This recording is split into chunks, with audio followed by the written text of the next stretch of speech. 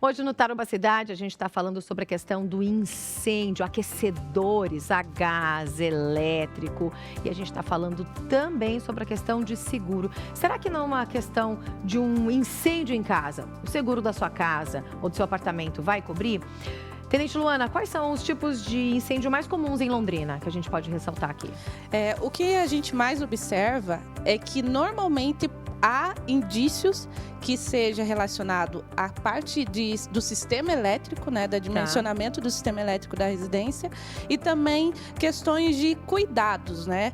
Panela no fogo é muito comum, vazamento de gás, né? A pessoa esquece ali o fogão ligado. Então é o que nós observamos. Porém, é muito importante a gente frisar que aqui no estado do Paraná, o Corpo de Bombeiros ele não investiga a causa do incêndio. Tá? Isso é feito pela Polícia Científica, que é o órgão que vai ter um perito que vai fazer essa análise para levantar e emitir um laudo técnico, caso isso seja necessário. Então, nossas evidências são relacionadas ao que observamos no momento do incêndio. Porém, a gente nunca vai afirmar exatamente o que causou aquele incêndio naquele momento. E a gente vai precisar de um perito para poder acionar o nosso seguro, não é verdade?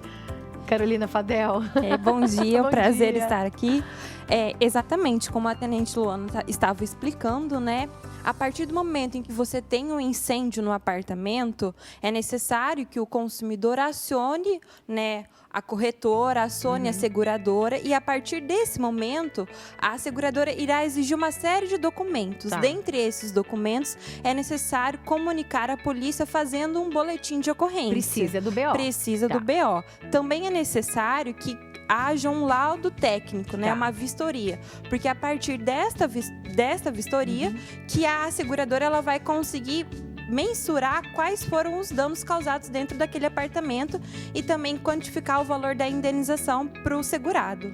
O que normalmente cobre? Se eu deixar uma panela no fogo, o seguro vai cobrir? Então, Sara, depende de cada apólice, depende do contrato que você vai fazer com a seguradora.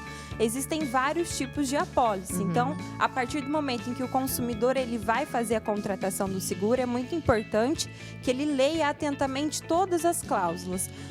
Lógico que nós estamos diante de uma relação de consumo, né? De um lado, você tem o consumidor, que é uma parte mais vulnerável, e de outro lado, você tem o fornecedor, que seria a seguradora. Portanto, além de estar previsto no Código Civil, as relações entre a seguradora e o consumidor também está protegido pelo Código de Defesa do Consumidor. Mas é importante que ele leia todas as cláusulas para ele saber quais são os direitos e quais são as obrigações que ele tem diante daquela contratação. Então, muito provavelmente o seguro vai cobrir incêndio de eletrodomésticos, eletroeletrônicos. Nesse caso do aquecedor, cobriria? Cobriria. A maioria dos seguros cobre. Mas é importante que a pessoa leia atentamente quais são as cláusulas, né? Quais são os requisitos em que a seguradora irá cobrir. Nunca li nenhuma cláusula apólice do meu seguro de casa e de apartamento. Nunca, tá? Mas tudo bem, não sigam o meu modelo, tá? Gente, vai mandando WhatsApp pra mim, 3315-1313, tira suas dúvidas, faça suas perguntas. Já tem pergunta? Coloca aqui pra gente, vamos ver.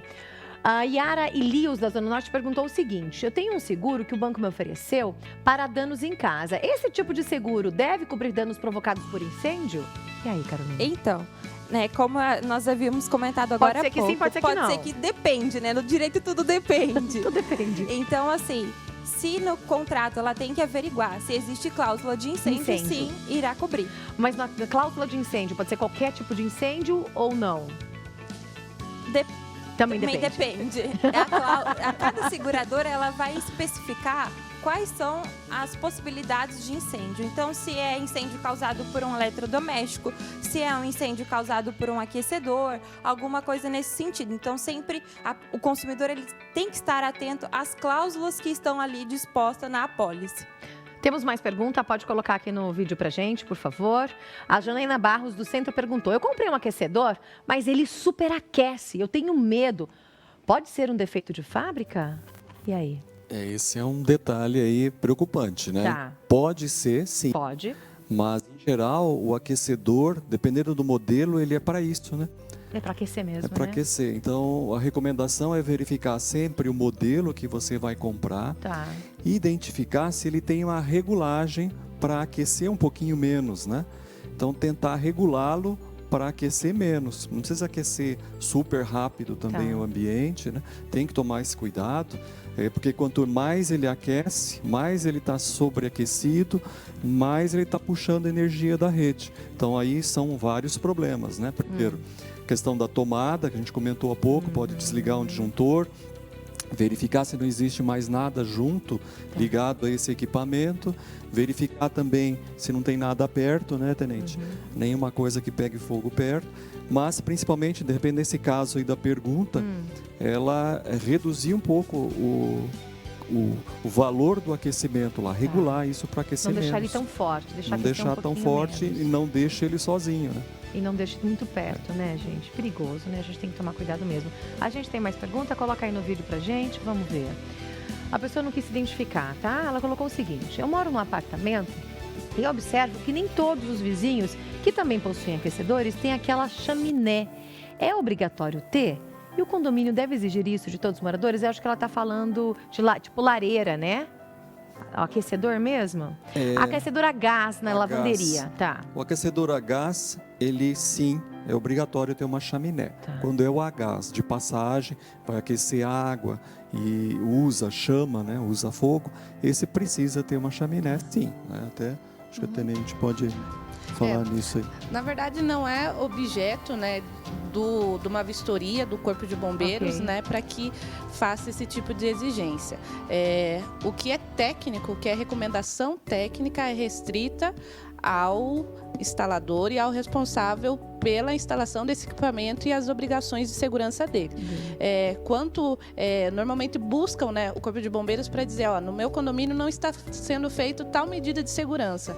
O que nós orientamos é que, de fato, faça uma assembleia geral, busque um técnico que vai dizer que é necessário para, nesse caso, né, instalar essa chaminé, e isso em assembleia seja decidido pelo condomínio. Deliberado e pronto. Caso isso seja uma medida de segurança obrigatória para esse equipamento, obrigatoriamente todos devem cumprir. Só que isso deve ser decidido em assembleia, né, com todos os condôminos ali juntos, tendo ciência dessa necessidade. Não é o Corpo de Bombeiros que vai lá e determinar que isso seja feito. O que é obrigatório do Código de Segurança, isso sim, o Corpo de Bombeiros vai, faz a vistoria e elenca quais são as pendências que devem ser cumpridas para que aquela residência, né, aquele condomínio, edificação, esteja regular perante as normas do bombeiro. Os demais são só orientações gerais. Nós temos mais uma pergunta, coloca aí no vídeo pra gente, tá chovendo pergunta, viu, gente? Isso é muito bom.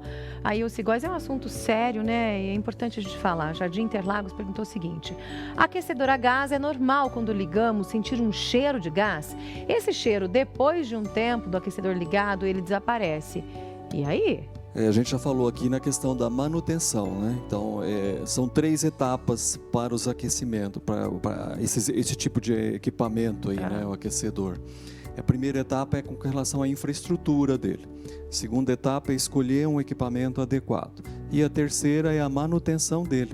Então, se ele está cheirando gás, ele vai precisar de manutenção, sim. A pessoa acabou de perguntar, aquecedores elétricos a gás e óleo precisam de manutenção de quanto em quanto tempo? A Carla Moraes do Jardim Roseira. A questão do quanto em quanto tempo, normalmente o fabricante ele traz no manual dele uma manutenção periódica ou manutenção preventiva.